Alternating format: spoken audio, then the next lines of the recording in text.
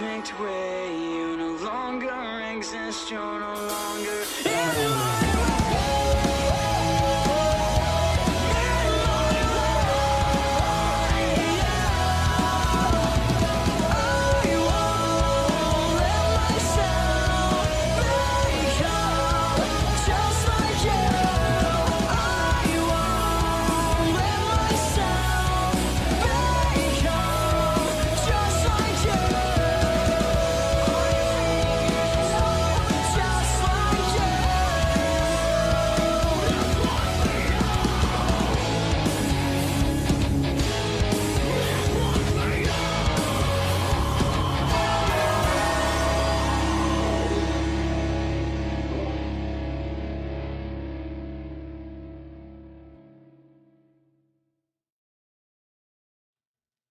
Welcome to AfterMat, your source for WWE PLE recaps.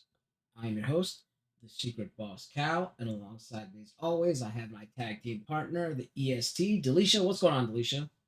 Hello. Another Monday means another recap. Yeah, I feel like it's been a while. What's the last time we did? Like the Crown Jewel, right? Was it Perth? Crown Jewel was it Perth or Yeah, was it something else? So yeah, I don't know when that was. When no, was it? Like I'm pretty September sure it was first. Thank you. You're welcome. or October? I think it was October. Yeah. I think it was over. Yeah, October.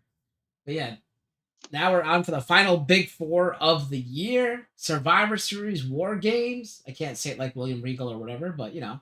And it was from San Diego. What'd you think of the card when you saw it? About the what? The card.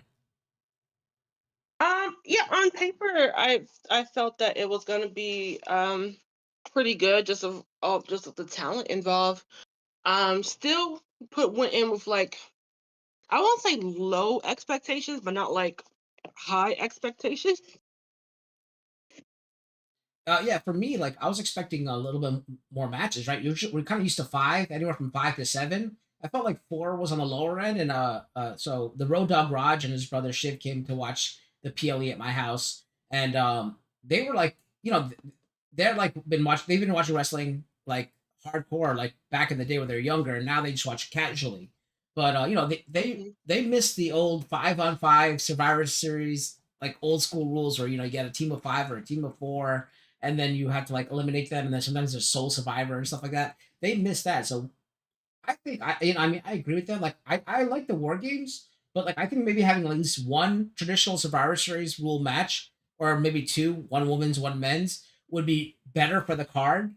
I know it would be a longer event, but I feel like a lot of the event was taken up by commercials and like ridiculous stuff that like there could have featured at least one more match on the card, no problem, and ended it at 10:30 or 10:45 as opposed to 10:15 or 10:09 it was or something like that. So they definitely could have included one more match and made it a traditional Survivor Series match, and that and in that sense they could have featured some more talent on the card, right? Because I felt like it was kind of lacking. It was kind of like an old school. Besides, I guess Stephanie Vaquer, it was kind of like an old school roster, right? None of the newer talent, maybe besides Lash Legend as well, was featured. Like it was kind of like all Yeah, like I the mean you older had talent. Braun Breaker and I almost said Braun Strowman. Oh It's too yeah, many Braun. Braun. The two bronze. And Yeah. yeah, and technically like Logan Paul is still on the newer side. hmm I guess maybe, and plus then the Saturday night's main event with Cena is going to feature a lot of new talent, so or the younger talent. So Yeah. that's good. But where's like Julia been? Where's like a lot of people been? Kind of thing. Where if we had a traditional Survivor Series match, either men or women, we could have featured them, and that would have been nice to see. For me, I was actually really excited for the men's war games.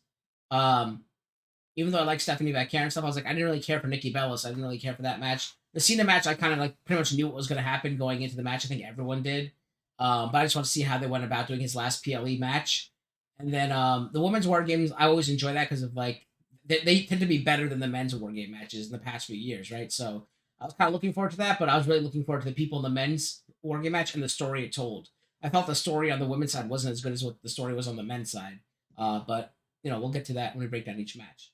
So starting with the first match was the women's war game match featuring team, I guess AJ Lee was team AJ Lee with Rhea Ripley, Io Sky, Charlotte Flair, and Alexa Bliss. I think are they still the women's champions or no? No. No, okay. Who are the women's champion? Oh, the Kabuki Warriors. Okay, I can see them. I can Yeah. see the picture. Against Team Becky Lynch featuring Nia Jax and Lash Legend, and the Kabuki Warriors, WWE Women's Champions, Tag Team Champions, Asuka and Kairi Sane.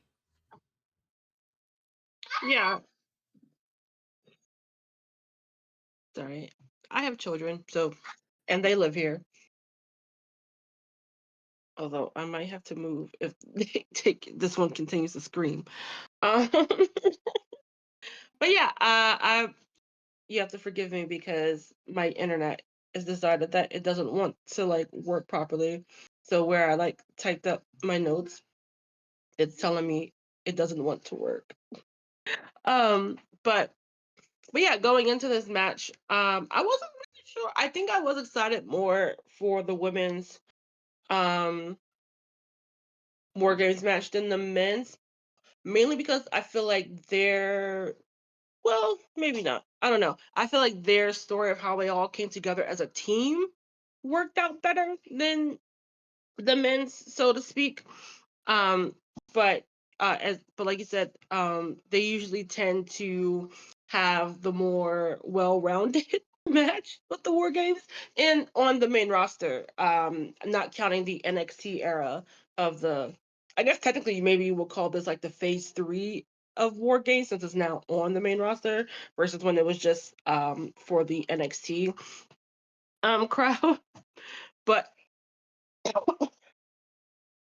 it's like we came in with the story of if Charlotte and Rhea would trust each other enough to work on a team, as you know, they have like, they got beef, they got history going back. I mean, technically all the way back to Rhea's NXT days, if you want to count that. I mean, not if you want to count that, you can count that if you want to go back that far, even to in a more recent aspect for the women's title. Then you have, the elements of the Kabuki Warriors not still feuding with EO, but having a history there. I guess also with Rhea too, because they broke her nose, which is why she's wearing the face mask, not just for, you know, uh, as like gear. Because what is it? Was it a terrorizer mask? Terrifier. I don't watch horror movies, so I wouldn't have known that at all. And trying to think of some of the other good storylines going on. Well, Naya and Lash Legend are a recent addition to the tag team titles. So I mean to the tag team division. So they're going to be going after those titles at some point down the line. But they just aligned themselves just pretty much just to be heels, just to kick ass. I don't think they really had like a true story with everyone here besides them just getting involved. But they did seem to like work that out.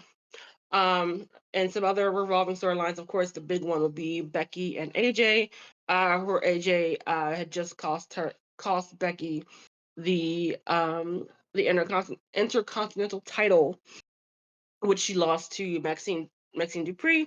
Well, AJ didn't really get involved; her music just hit. Although, if you just listen to the tirade from Becky on Twitter, which if you're not following Becky on Twitter, just do so. It's a good time. I can't remember who we started. I think we started out with was it Charlotte? And who was the first? Why is my brain The Oscar, Charlotte and I Becky, believe. wasn't it? Or Charlotte and Asuka? Yeah, it Oh, was was it? Asuka. It was Oh, Asuka. No, okay. it was Asuka. It was Asuka because Becky came out first. Okay, yes.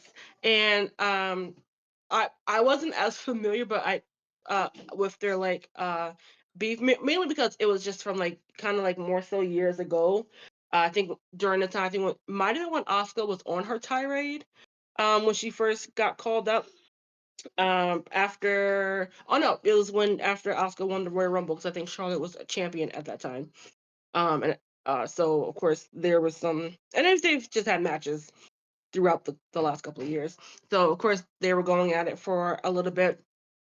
And then I believe after that was Becky and then maybe EO. As far because I mean a lot of sometimes those first Well, five I to think 10 minutes Io's of the first, right? It's like I mean, like Becky was the next one for the bad guys. because the women, Right, because the good guys had the advantage. right, that's true. So I was Io first, and then Um, Becky, I think.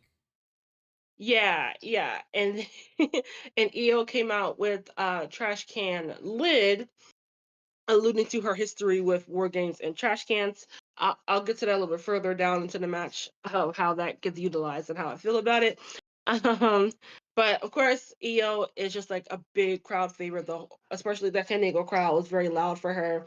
Um, but of course, now that they have the advantage with her and Charlotte, I mean, yeah, her, listen, guys, when it's a lot of people in one match, it things get swayed back and forth. Had the advantage over Asuka for a little bit before Becky came out to even things out, and then she came out with the kendo stick, and started attacking Io, and then onto Flair as well. And then I don't remember how Asuka got sidelined for a little bit, but then we had that Flair and Becky face off, which kind of they've been very uh, they haven't really faced each other much ever since that whole like title swap incident. I think they've been in the same like on the same like card or revolving around each other, but I feel like this is one of the few, if not the first face off since in a while that we have with these two. And of course, if you just know the Four Horsewomen lore of these two, then you know how rich their history is. Becky did try to do a quick little like Four Horsewomen like reunion, try to appeal to Charlotte, but didn't work because she's a face now. And I think after that was Alexa, who came out for to give them the advantage for a little bit. Um, excuse me. With Bliss hitting like some of her signature moves of the like forearm punches, and I think she did like a drop kick. Uh, I don't know if Asuka was holding the trash can or if it was just near her, and then like when she did her drop kick, she kicked the trash can into Asuka's like face. And then Flair, since her and Flair are, I presume, still a tag team unit, they did a few like tag teams, like they both did the natural selection on Becky and Asuka. And then I think they also, I don't remember. I'm not even gonna try to like stay wrong. But like, and then a few moments after that, Kari would get involved. Um, with what did she have? Still like chain she came out with, and she would use that intermittently throughout the matches, especially like wrapped around her fist to be like a punching weapon. So I thought that was pretty cool. I think every single person might have came out with weapons. I think except AJ. I can't remember. But and then after that, I believe it was AJ, speaking of, who came out. Yeah, but I don't think she came out with anything. And then Becky was trying to hold the door closed to keep AJ from entering, which is still not a good move because you still got other participants coming out, and then you kind of would like this match to end if you all else. So I think that was just bad planning on her part. She would probably disagree, but I think that was poor planning on the man. Because AJ just climbed the cage to get in, and then proceed to uh, pretty much take over the match with the whole crew. Um, and I think Becky tried to run out of the cage, but at that point it wouldn't have mattered. It wouldn't have been a forfeit because the match hadn't like officially started. So she would have been cool to do so if she had succeeded, which she didn't. And I think after AJ, I think was Naya, which I think is the oh no, we still have another one coming out. Naya coming out to be the big power, uh, the power set. Just almost like I think she like power pumped everybody for a moment. But that took quite a bit of time, enough time for Rhea, the powerhouse for the face team, to come out. And then I think Rhea was like hitting everyone else, and then Naya came over. Um, to I think she was almost trying to do a power round on Rhea, but she got out of it, and then Alexa hit her with one of her, I guess you can call it a signature move for her, like the tornado DDT. And then after that came the last entrant for the heel team, which was Lash Legend, making her, I think, her PLE debut. Also in a teams match, like a big match like this for her. So congrats to her for that. To be the second the second powerhouse of that heel team. And they definitely tried to make her look very strong with her power bombs, and I don't know what you call it when she like catches you. Well, I think Bliss, or one of the smaller competitors, not Bliss. Yeah, Bliss, one of the smaller competitors, tried to like do a crossbody, and she just like caught her and did like a power slam. Um, and then I think we had a good face off between her and Ripley.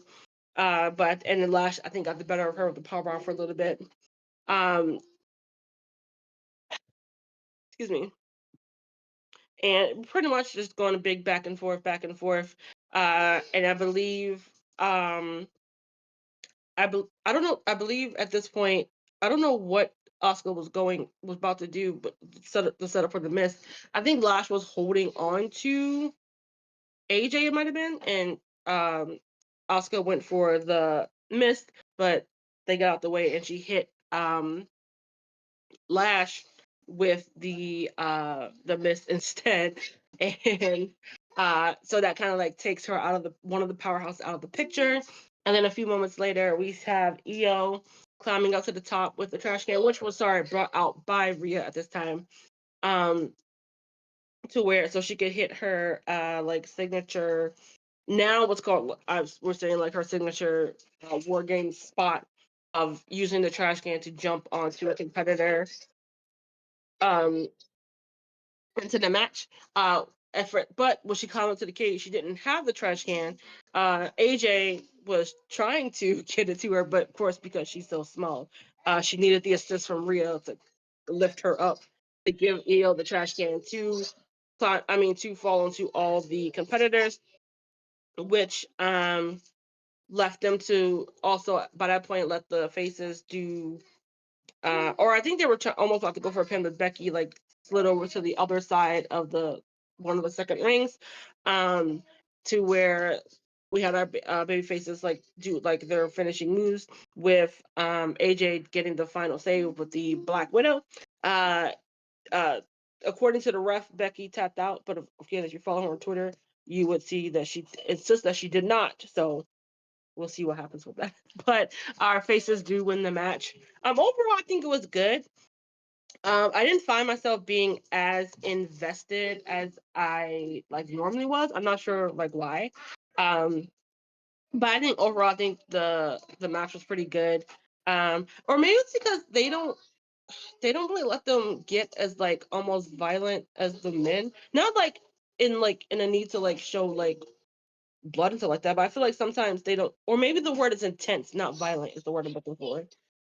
And yeah, so again, it's the same. I think we say this I think we say this every year that they don't let them really get as brutal or intense as the men's War Games match.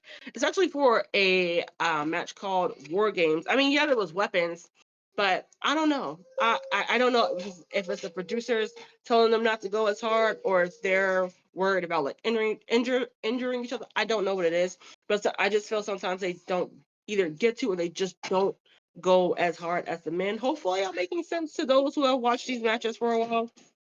But what about you? Did you like the match overall? Do you think they delivered for a War Games match? I didn't really enjoy it. I enjoyed it more than the men's. I'll say it now. I enjoyed it more than the men's. I think, but I didn't really enjoy it like as I enjoyed previous ones. I thought there was like more at stake in the previous ones, kind of like the Liv and Rhea drama that they had. Like this wasn't really like, yeah, you had the Io and the Kabuki Warriors drama, but it didn't really show through the match. If like through a storytelling match, right? And it was just like a match of like 10 women. That's what it felt like. And like even the AJ Lee Becky drama, I didn't really see like story told through that match. And of course, the highlight was the trash can stuff with Io Sky, like the her running back and forth, back and forth, back and forth, back and forth doing the drop kick, which is a spot from last year's War Game, except this time it had like a trash can on whoever's head it was, and then the swanton. Like I knew like as soon as I saw AJ trying to throw it up, I'm like, oh, like Rhea's gonna have to like put her on her shoulders because Like, there's no way that's gonna go cleanly for her. So like, yeah, Rhea puts AJ on her shoulders, and then she hands the trash can over to Io, and then you see the beautiful swanton. So yeah, that was nice. Other than that, like I thought it was kind of like a shoddy match. Like I'd like to have seen like some drama happening between the like like you said like weren't sure if if Rhea and Charlotte would have got along, and maybe there's some tension between Charlotte and Alexa after losing the tag team titles. Like I just didn't see any of that. Like it was not much storytelling in the match. Like, and I know you love your storytelling, and I didn't really see it in this one. As I saw like in past ones with like Liv and Rhea, like that story was really told through the War Games as well. So I definitely enjoyed those more. But yeah, other than that, like it was an okay match. I think it was better than the men's War Games. Uh, and then like when you said like it wasn't really brutal, I thought it was more brutal because the trash cans, there were more weapons used in the men's thing, but it was kind of like very weakly done, right? Aside from like Logan Paul's brass knuckles, I think the trash can usage here was a lot better than any of the weapons the men's used in their match. So in that sense, I think they did a better job of using the weapon, the single weapon. They pretty much the chain too, because they did the chain off the top with the insane elbow, right? So I think I think it was a little bit more brutal this year for the women. Like though, like I said, like the men used more weapons, a variety of weapons. I think the women used them better, and it was actually sold better. Like the women sold getting hit by those weapons better. So I thought, in that sense, I thought it was more brutal than the men, because the men just kind of like it was like, oh, I got hit with a brass knuckle. Let me fall down for a second, and then get back up a second later. So it didn't like sell well. That's how I thought. Yeah. Oh, I forgot. I can't hear you. You're like cutting out.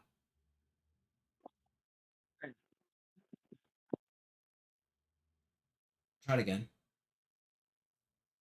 I think you just have to reconnect for Yeah, a second. because of the children, it's getting hard to hear you Uh, sometimes. But what I was saying, instead of the shark cages that they're usually in, that they have the oh competitors yeah. wait in, they have them just come out in their entrances. And I don't know how I feel about that part. On account of, on the one hand, I don't know. I mean, people were making the joke that all the men couldn't fit in the cage because just how big they were. But I don't know if I like it because I kind of feel like that was one of the special things about War Games too, was just like seeing them in the cage, in the shark cages at the top of the ramp. But I mean, it's a small thing. It's not like it doesn't take from the actual like War Games match. But we'll see what they do next year and see if it really was because they couldn't fit the men in one cage. I no, I think it was because like they were trying to pack as many people. If you saw the entranceway was pretty much right at the beginning of the fans. I think they were trying to pack as many Yeah, people as possible into the thing. Um, and like I like the Shark Cage thing because I like this year I thought like maybe like if Jey Uso was going to turn, he would have done it like on his brother or Roman. Like Jey Uso would have been the second last guy to come out, and Roman might have been the last guy to come out. And like as Jey Uso comes out, he turns around and pulls like a Dakota Kai and starts beating up Tegan Knox. He starts hitting Roman Reigns with like something or slamming. He like calls Roman over like, "You think I should go? Or you should go." And then like what as like Roman leans in to listen to him, he closes the door on his head because I don't think Jey could like destroy Roman right away. He'd have to use some weapon first. So that would have been cool to see, but I guess they were not doing that because they, the entrances. All right, that brings us to our next match, which is for the Men's Intercontinental Championship, featuring the Men's Intercontinental Champion John Cena in his final ever PLE match against Dirty Dominic Mysterio. Uh, and he was accompanied by Raquel Rodriguez and um, Roxanne Perez. Uh, this match, I mean, they just wrestled like twice before, so I wasn't really excited for this match. I'm like, why are they doing it again? He should have lost it to Sheamus, but no, we got this match again. There wasn't really any um really thing of note in the beginning of the match until the point where Rey Mysterio goes for a Hurricane Rana off the barricade, but he lands awkwardly and he appears to injure his shoulder. So he calls over the referee, and you see Raquel and Roxanne looking very concerned. John Cena's looking concerned, and then they show the replay. So like, I'm like, there's like, I was telling Raj and Shiv, I'm like, he's faking it, right? Because it's like an Eddie Guerrero tactic. You gotta lie, cheat, and steal to win, right? So he's gonna fake his injury, and when that happens, I call that like uh Judgment Day, like Finn Balor and JD Martinez, JD McDonough would come out and start beating up John Cena. That didn't happen yet. Instead, Raquel Rodriguez and Roxanne Perez came and did their moves, the Tahana Bomb and the Pop Rocks on John Cena. Then all of a sudden, Rey Mysterio pops up, and Dominic Mysterio pops up, and runs over to get the pin, but he does not get the pin. Actually, first he hits a 619, then goes for a pin. Oh no, sorry. He goes for a 619, and then I think he goes for a frog splash, and then as he's going, the referee is going down to count. He stops. He doesn't count because he goes, "That's not fair. You're cheating. I'm not going to count for you. Let's keep going with the match."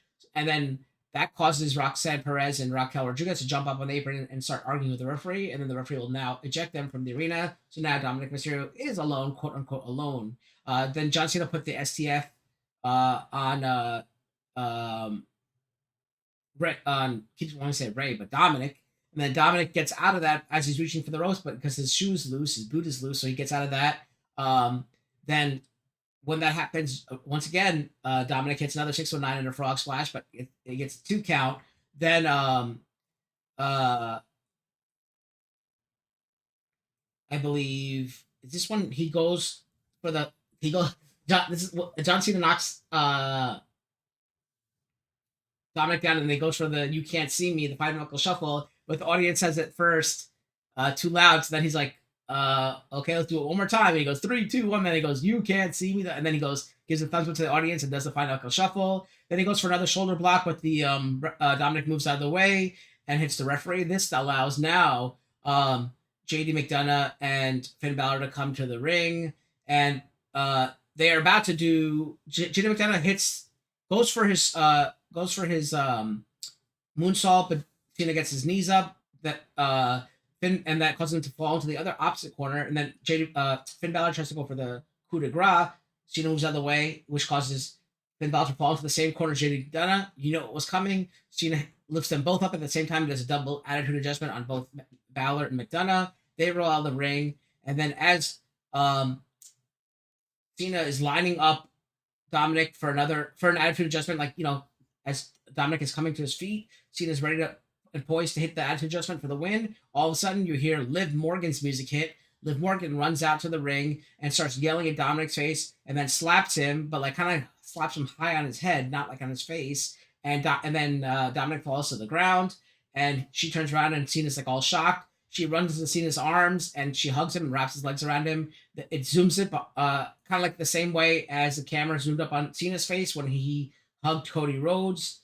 It zooms up on Liv's face now as she's hugging Cena, and she turns from happy to really pissed. Then she gets off of Cena, looks happy for a second, and then gives him a low blow, and then pushes him into the ropes, which allows Dominic to hit another 619. After the 619, Liv hits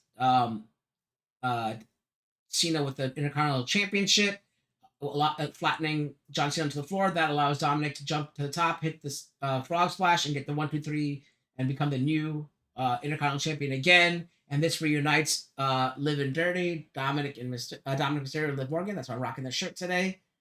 So they are back together now, and Cena run ends, and he gets not a long thank you. It's just a few thank you Cenas, and he walks out to no music, and he waves goodbye to everybody one last time in his final PLE. So what did you think of Cena's final PLE match? Yeah. Well, as it being his final match, I don't think not the final match, final PLE. I'm not sure how I feel about it because I don't know. It feels like something unfinished. I don't know. I actually I didn't think he was going to drop it. I thought he was going to retain. Because I thought like Judgment Day I knew they were going to come out and interfere, but I thought they would be I don't even know the word, unsuccessful in helping Dom regain the championship, and then that would help like catapult their dismantling because it's kind of time for them to do so. And then, but none of that happened. But I guess you could still get the dismantling because Dom and Liv can kind of like do their own thing if they chose to do so. But yeah, I don't know. I like the match itself. I thought it was a really good match. Like Dom is really just coming to his own these last couple of years, and he deserves all the success coming towards him. Like he really is showing himself of being able to hold his own and potentially down the line being a main event like star. But yeah, it just felt kind of flat with the hype of this being John Cena's last PLE. Yeah, I completely agree with you. I feel that match was kind of like a good match, a very good match, but for Cena's last PLE, I don't think it was like what it should have been. But I guess we'll see. I can't. I guess they kind of want to have like the Saturday main event feel like a PLE because not they're not gonna let it they're not gonna like time rate it, like time gate it, and they're gonna let it go over as much as it needs to and give Cena as much time as he wants because they feel he deserves that, which he does. So I guess we'll see on our final ever um John Cena match and coming up in Saturday night's main event. Um, all right, so that brings us to our next match, which is for the WWE Women's World Championship, featuring the WWE Women's World Champion Stephanie Vaquer against Nikki Bella. Yeah, so this match I feel like came about abruptly. I feel like only in the last 2 weeks, and of course it was gonna get like overshadowed because it didn't have that time to simmer. It was gonna get overshadowed by the two War Games match. Because at least with Cena and Dom, you kind of had a week or two more to play into that title match. Plus, with it being John Cena's last PLE, it's of course going to get more fanfare. This one just seemed kind of like a throwaway for something for Nikki and Stephanie to do, and the match kind of felt that way with the Nikki turning heel a few weeks ago. And even though I think they did the best with the promos that they with the time that they were allotted coming up to this match. I think they did a good job with that. But I don't know what it is, but I feel like these two didn't have good ring chemistry, at least in my opinion. But also, Nikki is limited in what she can do in the ring, especially with someone like a Stephanie Vaquer, who does wrestle in a more fast-paced, like strong um, style, to Nikki's I would say slight technical wrestling ability, but honestly, the big highlight from the match was Stephanie doing the devil's kiss on the announce table, and then later on she would do it in the ring as well before hitting the what is her Spinal finishing tap. move called? What is her finishing move called? Spinal tap. Sure. I mean, that's what it is. I don't know. I don't know. Does she have a different name for it? I don't remember. I don't know. I mean, that's what the move The is called. devil's kiss one Even gets though all the there's a fanfare. let me go look it up. Yeah, look Yeah. up. But yeah, because this was kind of like on the shorter end of the match. I think it was maybe only like 6 minutes or something like that. Um, and then Stephanie retained the title, and then that there is that. I don't with like Nikki. She's not full time, but not. But I guess you can call her part time. I mean, she's on a Legends deal contract, I would presume. So it's just a little interesting that she turns heel and then immediately loses. But because also Stephanie hasn't really done much with this title since she's won it anyway. I mean, I don't think it was the plan for her to have it, but with Naomi being out with pregnancy, but yeah, it's just right now like Stephanie herself is fine, but her with the title, she's not elevating the title is not elevating her, so it's just a weird conundrum that she's in to where that's what I thought Nikki was going to win and have like Stephanie chase for a little bit just to because after Nikki losing, it's like what does she do now? It was just odd. Like I said, I didn't feel like they had good ring chemistry. I think this might have been their first time facing each other one on one in the ring versus when they were just partners. So yeah, I don't know. It just felt a little off to me, but that could just be me. But I guess we'll see what happens with Stephanie going forward as we get ready for um gearing up for the Rumble. But we'll see. Yeah, this match, eh. Yeah, they don't list her new move. They still go by SVB, which is that little cross arm breaker that's like the double underhook neck breaker suplex she has. They go by that, but yeah, it's like the spinal. Basically, the move is called the spinal tap. But I don't know what it actually they call it for her unless they change her name. I don't know. But yeah, this match, like I don't like I said, I'm not a fan of Nikki Bella's, and I thought this move was very stiff and all that. This match was very stiff. It didn't flow well for me. I wasn't a fan of this match at all. I thought it was very boring and like I don't know. It just didn't do anything for me, and I love Stephanie Becker, so it just I don't even know how to explain this. Like it just was terrible. It was terrible. I don't know. And like yeah, I'm glad it was short, but like think about all the other people who could have been in it. Like I said, like a 6 person. I mean, like like a what do you call it? Traditional Survivor Series match instead of this. That would have been so much better. Or if we saw, Yeah, it could have been like Team Steph repping the Raw division versus SmackDown champion team. Who is it? Jade It's Cargill. actually a shame. Huh? Jade Cargill. Yeah. Yeah, Well, yeah. Isn't yeah. she champion? Yeah, she beat Yeah. For a Tiffany. second, I was like, wait, I was like, yeah, and she's not Yeah, doing anything right now. exactly. And then like you could have had like Because Julia in her whole come thing, back. well, I guess technically, she did just tell the whole SmackDown roster she is that bitch and no one can step to her. So maybe that wouldn't have made sense. No, but that would have been good. Like, could she trust anybody on her team? Like, have her team come out first, and then have her come out at the.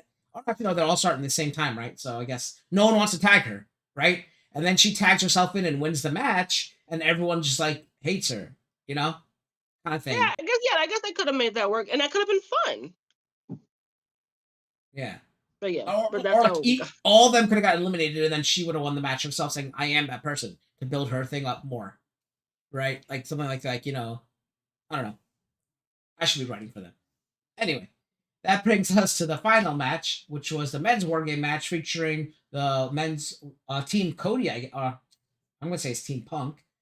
Team Punk, World Heavyweight Champion CM Punk, WWE Champion Cody Rhodes, Roman Reigns, Jay and Jimmy Uso against Brock Lesnar, uh, Bronson Reed, Braun Breaker, Logan Paul, and Drew McIntyre. And this match was uh it was something I guess I could say. It started out with CM Punk and he comes out and he climbs the ring, climbs into the cage as opposed to just walking through the door. And Braun Breaker comes out first. Braun Breaker pretty much like overpowers CM Punk. I was surprised to see, like, I thought CM Punk would be one of the last guys out, him being an older guy, but he took some crazy bumps this match, and he was there the entire time. So he was in first along with Braun Breaker. Drew McIntyre and Logan Paul both won the advantage for them on Raw. So now the next person to come out was team um, Brock Lesnar, which was Drew McIntyre. Drew McIntyre and Braun Breaker just keep dismantling CM Punk until the next person comes out. That was Cody Rhodes. Cody Rhodes comes out, evens up the numbers, and they start taking the advantage. We get a very scary moment here where Cody Rhodes, I think it was Cody Rhodes, has Braun Breaker up on his shoulders. CM Punk jumps off the top rope to do a Doomsday Device a la the Legion of Doom. And as Braun Breaker flies off of Cody Rhodes' shoulders, he lands awkwardly on his neck. And I'm like, that's definitely a bad landing. And he probably really got hurt. They're probably going to have him not be in the match for a little bit, or maybe take him out completely. And then you could see how Braun Breaker kind of goes to the corner. CM Punk looks over concerned for him. And the camera just kind of pans over and not showing Braun Breaker. So the referees, because you can see the referees run around and climb up like the stairs. So you knew that they're going to come check on him. And then so basically it was the 2-on-1 against Drew McIntyre for a while until the next person to come out was, I think, Logan Paul. Logan Paul comes out, and now it's kind of like a 2-on-2, even though it should be a 3-on-2 for a while. And then finally you see Braun Breaker get up and like get back into the match. Thankfully he was okay. I don't know if he's under concussion protocol or whatever right now, but we'll see, I guess, on Raw. But yeah, so now it was a 3-on-2 until Jimmy Uso comes out. And now it's a 3-on-3, some back and forth action. Jimmy Uso brings out the tables because that's what they want. He sets up the Slim Jim table in the corner for it to be, someone has to get speared through it eventually. Then as the match goes on, it goes back and forth until Bronson Reed comes out. Bronson Reed comes out and pretty much tsunamis everybody through the in the ring until Jey Uso comes out. Jey Uso comes out and everyone's back up now, 4-on-4, and now Jey Uso starts helping to clean the ring out. And after they get everyone out, like they get not everyone out, but everyone off their feet for a while, Jey Uso starts asking for the replay of his theme song. He starts doing his up and down dance, hands up and down. He climbs to the top of the cage and starts doing that. and it keeps doing it for a while, and it's just that for like a good 20 seconds of that happening until Brock Lesnar's music hits, and he turns aside and sees that. Brock Lesnar comes to the ring now, and he gets into the ring and just F5s like everybody. He destroys, he suplexes people left and right, and he completely destroys everybody. And now it's basically Brock Lesnar standing tall alongside his teammates, and everyone else in the ring is laid out until Roman Reigns' music hits. Roman Reigns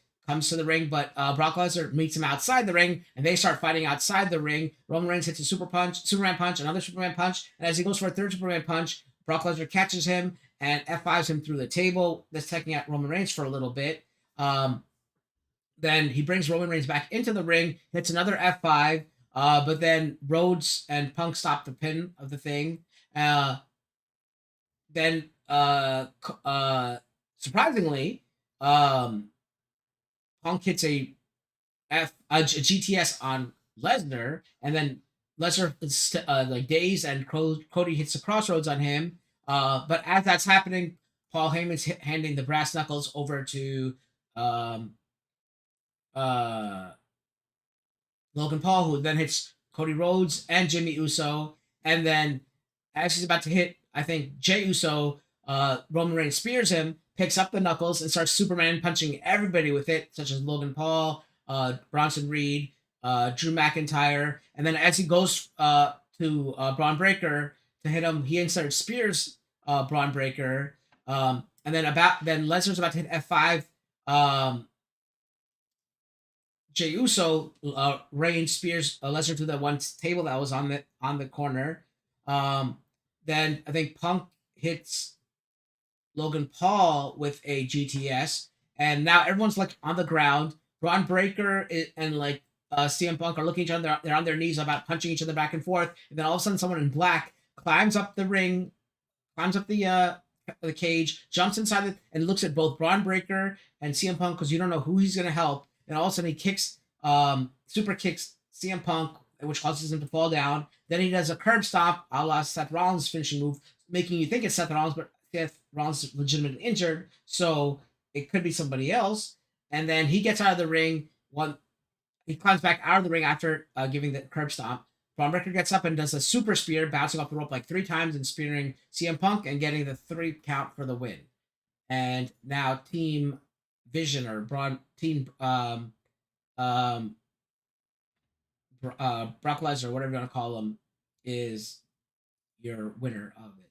And then after the match, there was an awkward moment where like all the guys get out, people broke character because like Brock Lesnar shaking everyone's hand, Logan Paul shaking everyone's hand. They started off with them shaking out Nick Khan's kids' hands because Nick Khan is like part owner of he's this chief executive officer, chief financial officer, whatever he is of the WWE. They shouldn't have done that. Like Khan should know better that like wait till after the cameras go off because Brock Lesnar is supposed to be a bad guy. So is Logan Paul. But obviously it's their super boss, so they cut Brock Lesnar and Logan Paul broke character shake hands, and then Brock started shaking hands with anyone. Brock doesn't really care anymore, so it doesn't matter really, I guess.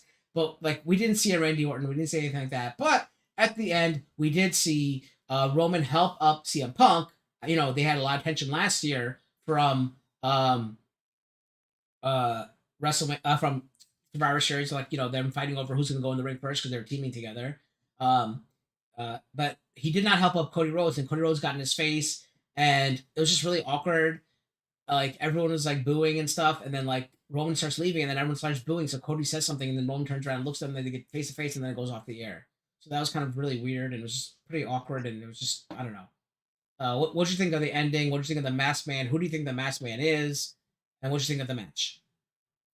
Yeah, overall, much like the women's, I thought it was fine. It had some good spots, some good moments. I really, I was glad to see like Bronson Reed shine because honestly, I think he's being overlooked. I think he's really good. If they gave him like the chance and stuff. Because like when he came off the gate with the automatic tsunamis, I was like pumped for that.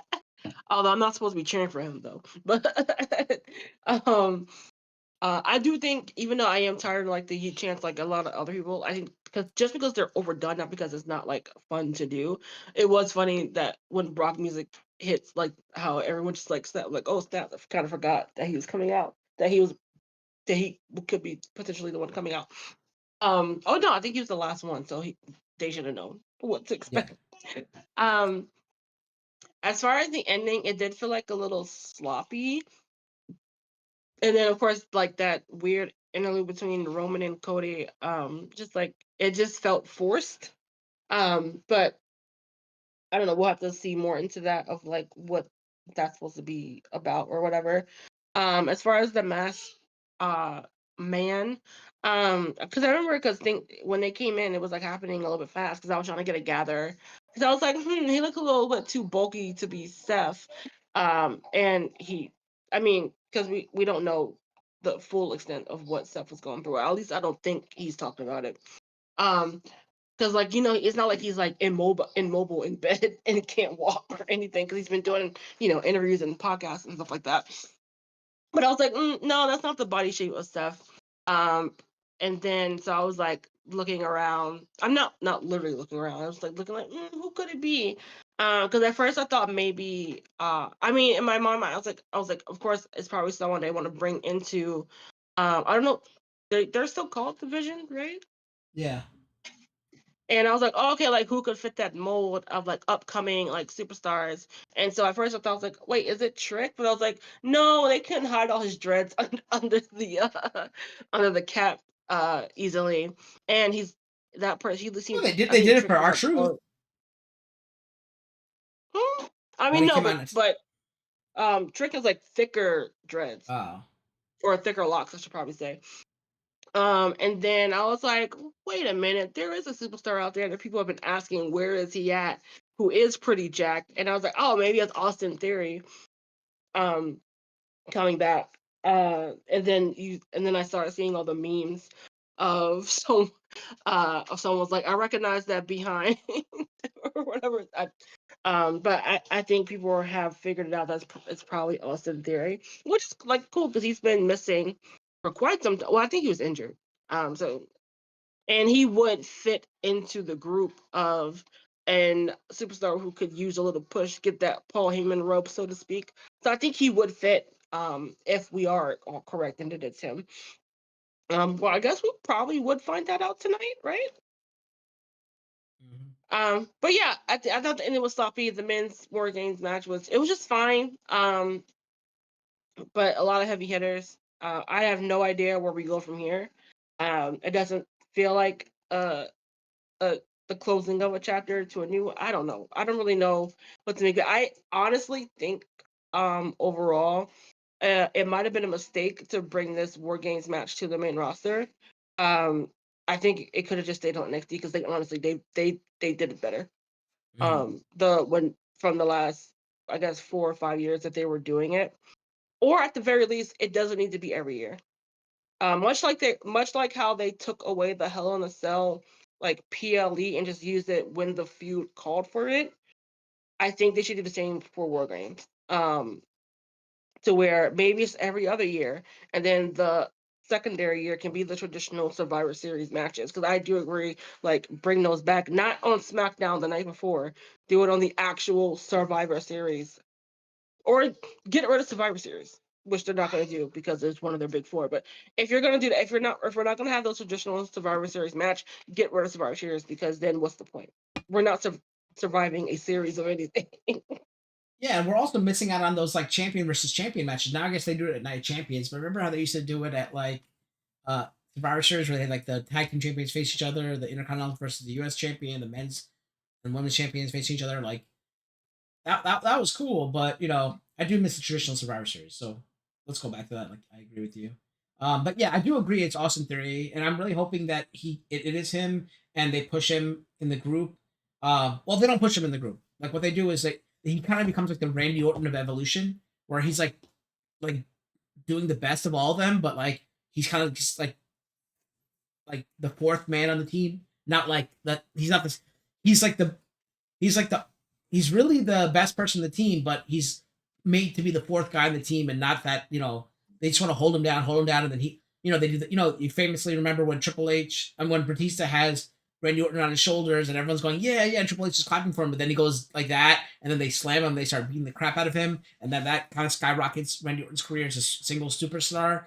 I kind of want to see that for Austin Theory because I've been watching a lot of Austin Theory stuff. Not watching, but it's been coming up on my Twitter feed and showing like how like great and athletic he is and how much he's like. There's parts where people get like do a botch, but he's so athletic that he can turn the botch into like a really good move and stuff like that.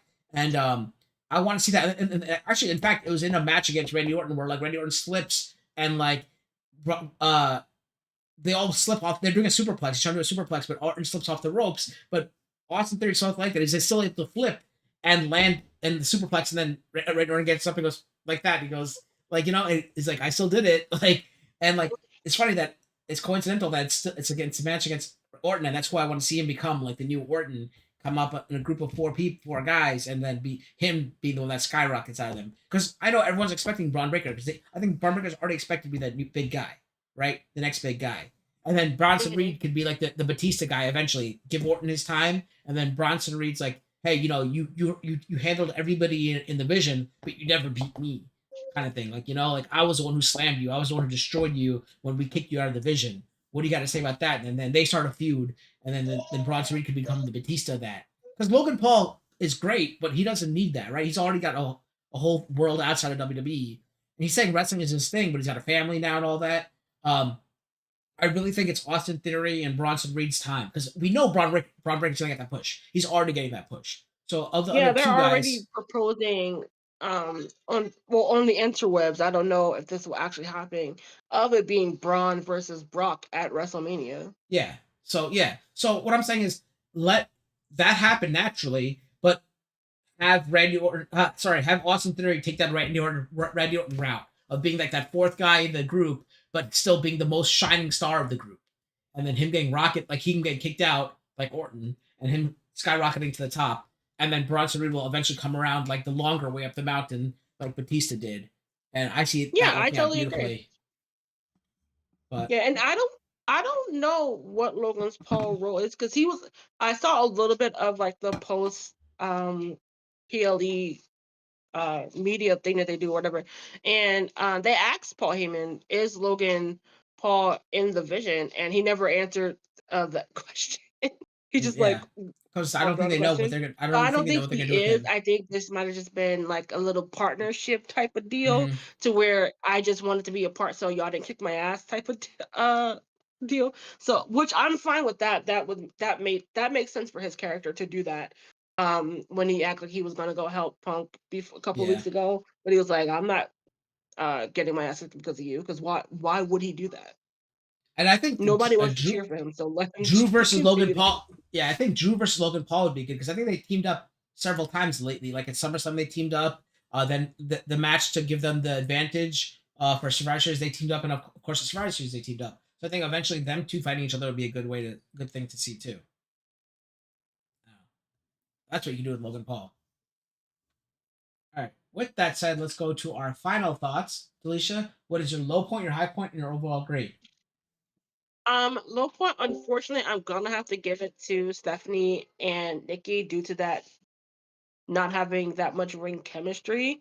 Um, in this match, I mean, who knows what could happen later, but in this match particularly, it just didn't do it for me.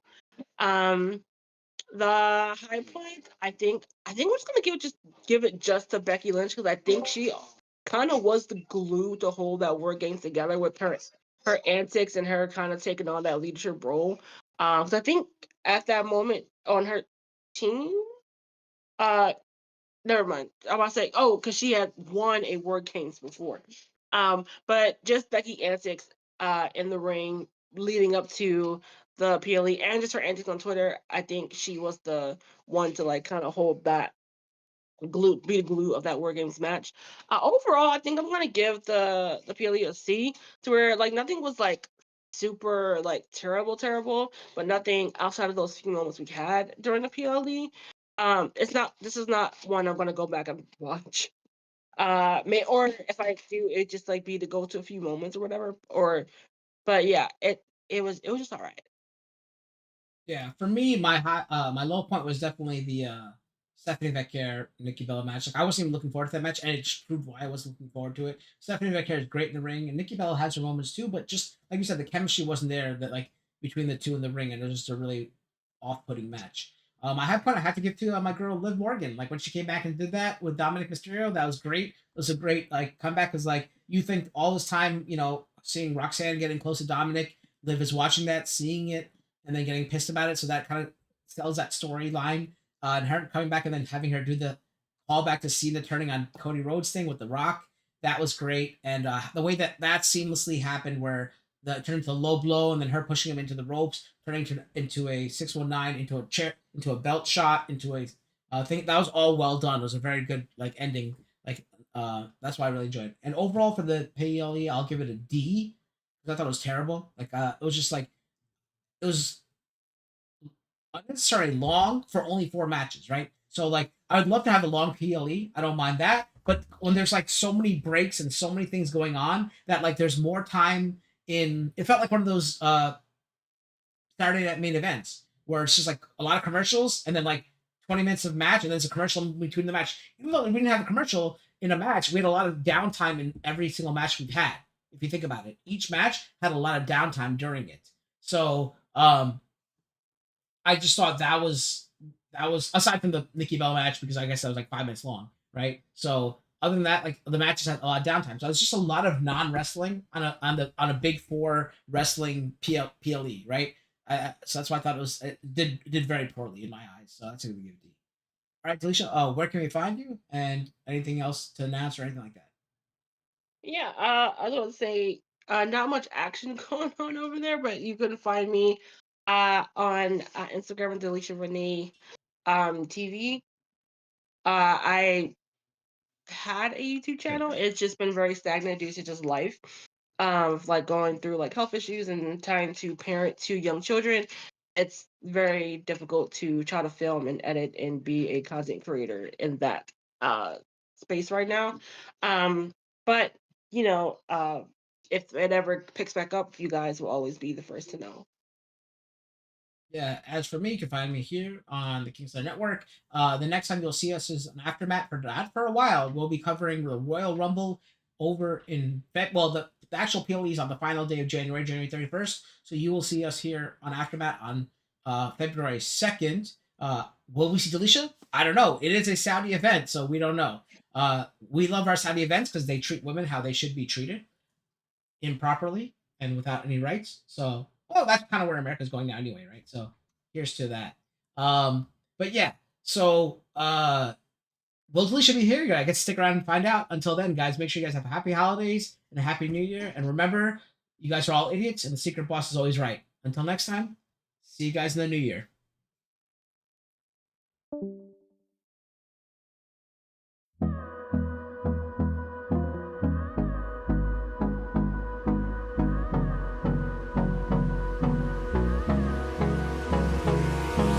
Hold me close till I get up.